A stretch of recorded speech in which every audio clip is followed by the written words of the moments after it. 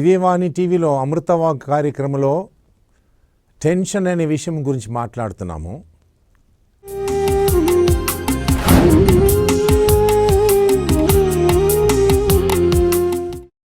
ఒక ఆఫీస్లో పనిచేస్తున్నటువంటి ఒక వ్యక్తి, ఆయన ఒకరోజు ఉదయం 8 గంటల వరకు నిద్రపోయారు. వాచ్ని చూస్తే 8 గంటలు అయిపోయింది.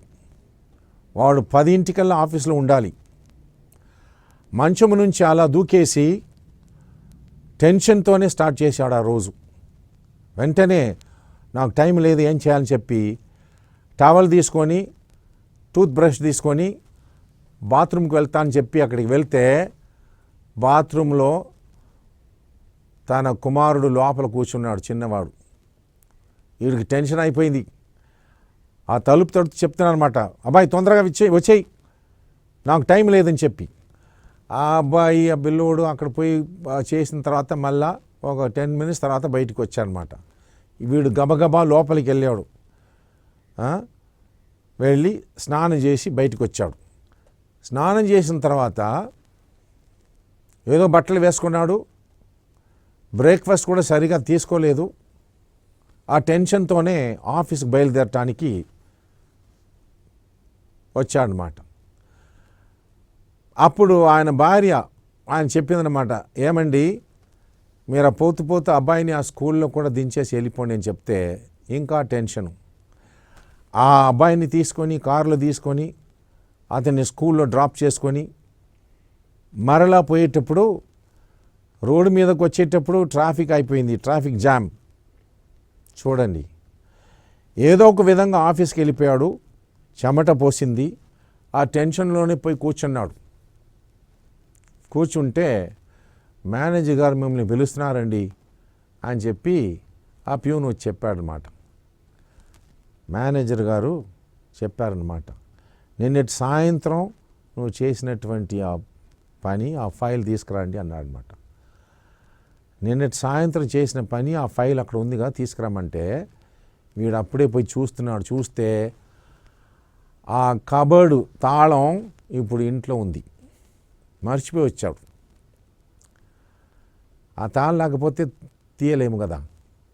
చూడండి, ఒక రోజును ఏ విధంగా స్టార్ట్ చేస్తున్నావు?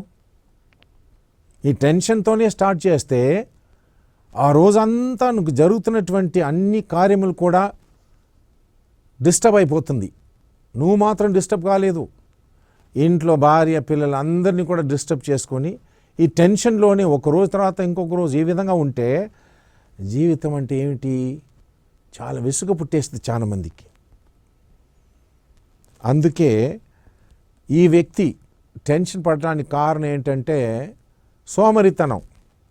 నువ్వు ఒక బాధ్యత కలిగినటువంటి ఆఫీసులో పనిచేస్తున్నావు కాబట్టి ఏం చేయాలి? అలారం పెట్టుకొని సరి అయిన టైంలో లేచి సరిగా నీ టైంని కేటాయించుకొని ప్రశాంతంగా తయారు చేసుకొని ప్రశాంతంగా వెళ్ళావనుకో ఆ రోజంతా బాగుంటుంది. లేకపోతే నీవు సోమరితనంగా ఇంతసేపు పడుకొని చివరికి లేచి ఆ రోజంతా నువ్వు టెన్షన్గా ఉన్నందువలన జీవితము నీకు అంత రుచిగా ఉండదు. మీ ప్రతి ఒక్కరు కూడా ఒకసారి ఆలోచన చేయండి. ఉదయం లేచినప్పుడు నేను ఎటువంటి మనస్తత్వంతో లేస్తున్నాను? లేచినప్పుడే నేను టెన్షన్గా లేస్తున్నానా?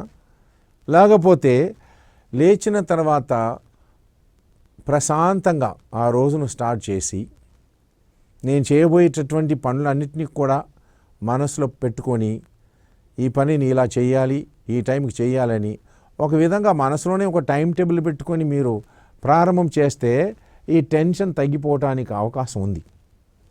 తర్వాత ఒక టెన్షన్ రావటానికి ఆ పరిస్థితి కాదు, ఆ మనిషియే కారణం. అనేక సార్లు మనం ఆ పరిస్థితిని గురించి చెప్తుంటాం, ఈ పరిస్థితి వలన నాకు టెన్షన్ అవుతుందని చెప్పి. ఏ పరిస్థితులైనా సరే నీవు ప్రశాంతంగా ఉంటే టెన్షన్ లేకుండా జీవించవచ్చు. అది అలవాటు చేసుకోవాలి. అలవాటు లేకపోతే ప్రతిదానికి కూడా మనం టెన్షన్ పడిపోతాం.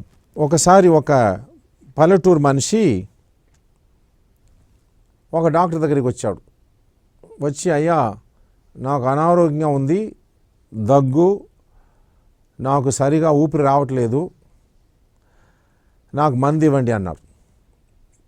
అప్పుడు ఆ డాక్టర్ అన్నారనమాట, ఏంటండి ఎందువలన అని చెప్తే, నా భార్య ఇంట్లో రకరకమైనటువంటి జంతువులు అంటే కోళ్ళు, కుక్కలు, తర్వాత పిల్లి, మేకపిల్లలు అన్నిటిని కూడా నా గదిలో ఇంట్లోనే ఉంచి పెంచుకుంటుందండి. అందువలన మంచి గాలి కూడా మాకు తగలటం లేదు, అందువలన ఈ విధంగా ఉందని చెప్పారనమాట. అప్పుడు ఆ డాక్టర్ ఒక మాట చెప్పారు ఆయనకి, మీరు ఇంటికి వెళ్ళి ముందు మీ తలుపులు కిటికీలు తీసి పెట్టండి, తలుపులు కిటికీలు తీసి పెట్టండి, అప్పుడు చూడండి అంటే ఈయన అన్నాడు అనమాట, కిటికీలు తీసి పెట్టానుకో ఇంట్లో ఉన్నటువంటి పావురాలన్నీ పారిపోతాయిగా, అందుకే కిటికీలు తీయలేదంటున్నాడు అనమాట. చూడండి, ఆరోగ్యంగా ఉండాలంటే ఆ పరిస్థితిని మనం ఏర్పరచుకోవాలి. ఆ పరిస్థితిని మనమే ఏర్పరచుకుంటున్నాం. ఇలాంటి పరిస్థితుల్లో ఏ విధంగా ఆరోగ్యవంతంగా ఉండగలవు? ఉండలేము. కాబట్టి టెన్షన్ అనేది లేకుండా మనం ఎలా జీవించగలమంటే కొన్ని మార్గాలు ఉన్నాయి. ఉదాహరణ, ఎవరైనా సరే, ఏ మతమును చెందినవారైనా సరే, ఉదయం లేచిన వెంటనే కొంచెంసేపు మౌనంగా ఉండటానికి ప్రయత్నం చేయండి, ప్రార్థన చేయటానికి ప్రయత్నం చేయండి, ధ్యానం చేయటానికి ప్రయత్నం చేయండి. మీ ఇంట్లో ఎక్కడో ఒక మూలలో, లేకపోతే పైకి వెళ్ళి ప్రశాంతంగా కూర్చొని ఒక 10 నిమిషం, ఒక 15 నిమిషము అలా కూర్చొని మీరు గాలి పీల్చుకొని, ఆ గాలి పీల్చినప్పుడు కూడా దేవుని తలంచుకొని, ప్రభువా ఈరోజు నాకు ఇచ్చినందుకు స్తోత్రము, ఈరోజు నేను నా భార్య పిల్లలు అందరూ సంతోషంగా ఉండాలి, ఈ రోజు మమ్మల్ని నడిపించేది నువ్వే, కాబట్టి నాకు కావలసినటువంటి మనశ్శాంతిని దయచేయండి, ప్రశాంతతను దయచేయండి, ఈ రోజంతా నేను నీ చిత్త ప్రకారం జీవించాలని ఆశిస్తున్నాను, కాబట్టి నన్ను దీవించని చెప్పి ఇలా వ్యక్తిగతంగా ప్రార్థన చేయవచ్చు. కొన్ని కుటుంబంలో ఒక మంచి అలవాటు ఉందండి. ఆ రోజు ఉదయం వారు బడికి పోయే ముందు, లేకపోతే పనికి పోయే ముందు అందరూ కూడా కూర్చొని, తల్లిదండ్రులు బిడ్డలు కూడా కూర్చొని ఉదయకాల ప్రార్థన చేస్తారండి. కొంతమంది చర్చికి వెళ్తారు, చర్చిలో వెళ్ళి ప్రార్థన చేసుకుని వస్తారు. ఈ విధంగా చేసినప్పుడు మనసు ఒక విధమైనటువంటి ప్రశాంతతలో ఉన్నప్పుడు ఆ రోజును మనం ప్రారంభం చేయవచ్చు. ఈ టెన్షన్ అనేది కూడా తగ్గటానికి అవకాశం ఉంది. ఒకవేళ ఉదయం పూట మీకు టైం లేకపోతే సాయంత్రం పూట కొంతసేపు ప్రార్థన చేయవచ్చు. సాయంత్రం లేకపోయినా కనీసం రాత్రిపూట నిద్రపోయే ముందు కూడా కొంచెంసేపు ప్రయత్నం చేయండి, కూర్చొని ప్రయత్నం చేయండి, మెడిటేషన్ చేయండి, ధ్యానం చేసి చూడండి. ఇది అందరికీ అవసరం. ఎందుకంటే ఈరోజు మనం చూస్తున్నాం జీవితం ఎలా ఉందని. ఎక్కడికి పోయినా టెన్షను, రోడ్డు మీదకి పోయినా ట్రాఫిక్ జాము, ఇక పని స్థలానికి వెళ్తే అక్కడ కూడా టెన్షను, ఇక బడికి వెళ్తే టెన్షన్, ఎక్కడికి పోయినా టెన్షను. దీని నుంచి మనం ఒక రకమైన విడుదల పొందాలంటే మనసును మనం ప్రశాంతంగా ఒక స్థితిలో పెట్టుకోవాలి. అందుకే కీర్తన గ్రంథం 46వ అధ్యాయం 10వ వచనం మనకు చెప్తున్న మాట ఇదే. ఏమిటి? నిశ్చింతగా ఉండుము, ప్రశాంతంగా ఉండుము, నేను దేవుడని నువ్వు తెలుసుకుంటావన్నాడు. అంటే దేవుడు అంటున్నది ఏంటి? ప్రశాంతంగా ఉండు, కొంచెం సేపు ప్రశాంతంగా ఉండు, అప్పుడు నన్ను అనుభవించు అని అంటున్నారు. కనుక ఈ టెన్షన్ని తగ్గించుకోవటానికి, ప్రశాంతమైన జీవితం జీవించటానికి భగవంతుని ప్రార్థన చేసుకుంటూ దేవుని వాక్యమును చదువుకొని ధ్యానించవచ్చు. లేకపోతే గుడికి వెళ్ళి కొంచెంసేపు ప్రశాంతంగా దేవునితో ప్రార్థన చేసి ఈ విధంగా మన అనుదిన జీవితాన్ని మనం జరిపామనుకో, ఏ పరిస్థితుల్లో అయినా సరే టెన్షన్ లేకుండా ప్రశాంతంగా మనం జీవించవచ్చు. ఇంతవరకు ఈ అమృతవాక్ కార్యక్రమంలో టెన్షన్ అనేది, దీన్ని మనం ఏ విధంగా సాల్వ్ చేయగలము అనే విషయాన్ని కొన్ని తెలుసుకున్నాం.